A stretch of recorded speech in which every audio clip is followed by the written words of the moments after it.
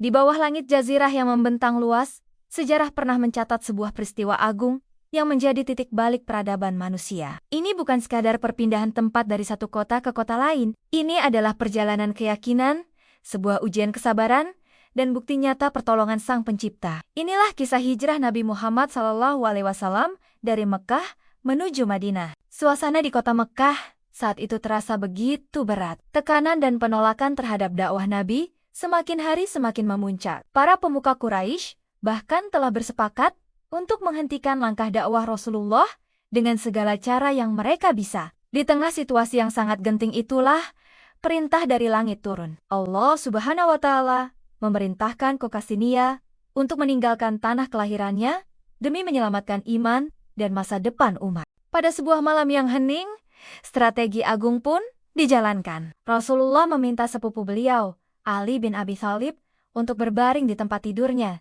sebagai bentuk pengelabuan. Dengan penuh tawakal, Nabi Muhammad SAW melangkah keluar dari rumah. Atas izin Allah, pandangan orang-orang yang telah mengepung rumah beliau dialihkan. Rasulullah berjalan dengan tenang, meninggalkan mereka yang terlelap dalam kelalaian, menuju rumah sahabat sejatinya, Abu Bakar As-Siddiq. Abu Bakar, sahabat yang paling setia, telah mempersiapkan segala perbekalan dan 2 ekor unta. Menariknya, mereka tidak langsung bergerak ke arah utara menuju Madinah. Sebaliknya, mereka bergerak ke arah selatan menuju Jabal Sur untuk menghindari kejaran para pengejar. Medan yang mereka tempuh sangatlah berat. Bebatuan tajam dan terjal harus didaki di tengah pekatnya kegelapan malam. Akhirnya, tibalah mereka di Gua Sur, sebuah gua sempit di puncak bukit.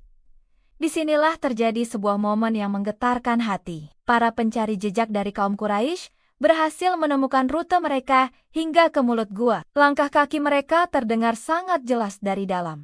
Abu Bakar merasa begitu khawatir, bukan akan keselamatan dirinya, melainkan keselamatan sang Nabi. Dengan suara bergetar ia berbisik, "Wahai Rasulullah, jika mereka menunduk sedikit saja, niscaya mereka akan melihat kita. Namun, lihatlah ketenangan samudra di hati Rasulullah." Beliau tersenyum menenangkan sahabatnya. "Wahai Abu Bakar, apa yang kau risaukan? Kita tidak berdua. Allah adalah yang ketiga bersama kita. La tazan, innallaha mana." Jangan bersedih, sesungguhnya Allah bersama kita. Dan benar saja, pertolongan Allah hadir dengan cara yang lembut namun kokoh. Seekor laba-laba diperintahkan untuk merajut sarangnya di mulut gua, dan seekor burung merpati bersarang di sana. Melihat tanda-tanda alam yang tampak tua dan tak tersentuh itu, para pengejar pun yakin bahwa tidak mungkin ada manusia di dalamnya. Mereka pun berbalik arah, dan selamatlah Nabi beserta sahabatnya.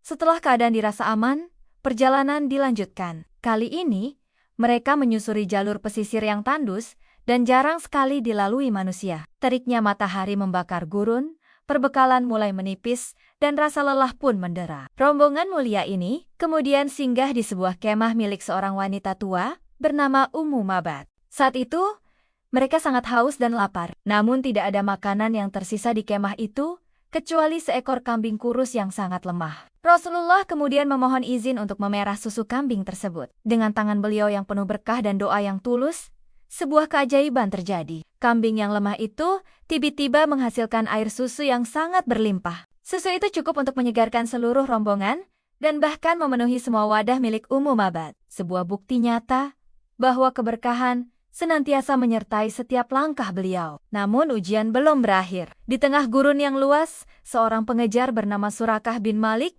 memacu kudanya dengan sangat cepat. Ia tergiur dengan sayembara besar yang ditawarkan bagi siapa saja yang bisa menangkap Nabi. Namun, setiap kali Surakah mendekat, kaki kudanya justru terperosok ke dalam pasir, seolah bumi sedang menahannya. Hal ini terjadi berulang kali, hingga Surakah sadar orang yang dikejarnya bukanlah manusia biasa, melainkan sosok yang dilindungi oleh penguasa alam semesta. Hati Surakah luluh. Ia memohon ampun dan justru berbalik menjadi pelindung yang merahasiakan keberadaan rombongan Nabi dari para pengejar lain. Sementara itu, di kota Yatsrib yang kelak bernama Madinah, kerinduan telah memuncak. Setiap pagi, kaum Ansyar keluar ke batas kota, menatap ujung cakrawala, menanti kedatangan sang Nabi. Hari demi hari berlalu dalam penantian yang penuh harap, hingga pada suatu siang yang sangat cerah, Sosok yang dinanti itu akhirnya terlihat. Bayang-bayang rombongan kecil muncul dari kejauhan. Seorang penduduk yang pertama kali melihatnya berteriak dengan suara lantang, "Wahai penduduk Madinah, telah datang keberuntungan kalian. Telah tiba sosok yang kalian nanti-nantikan." Seketika itu juga, Madinah bergemuruh. Gema takbir dan tahmid memenuhi angkasa. Tua, muda, laki-laki, dan perempuan, semuanya berhamburan keluar menyambut kedatangan Rasulullah dengan wajah yang berseri-seri. Anak-anak kecil bernyanyi riang, para gadis memukul rebana, melantunkan syair penyambutan yang abadi. Tala al-badru elena, min saniyatil wa'da, wajaba syukru elena. Mada'a lillahida, telah terbit bulan purnama kepada kita. Dari celah bukit Wada, wajiblah kita bersyukur atas seruan Dia yang mengajak kepada Allah.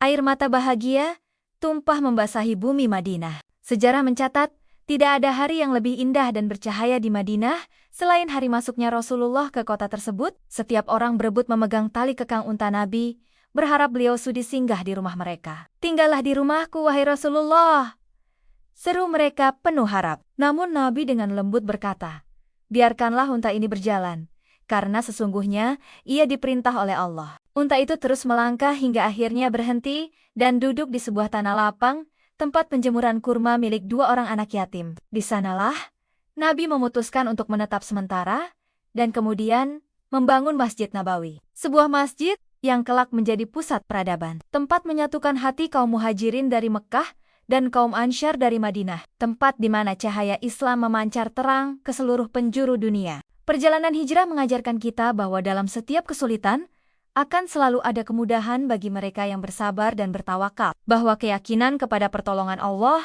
adalah senjata terkuat dalam menghadapi segala rintangan kehidupan. Dari Madinah inilah, Islam membangun sebuah masyarakat yang penuh dengan kasih sayang, keadilan, dan kedamaian.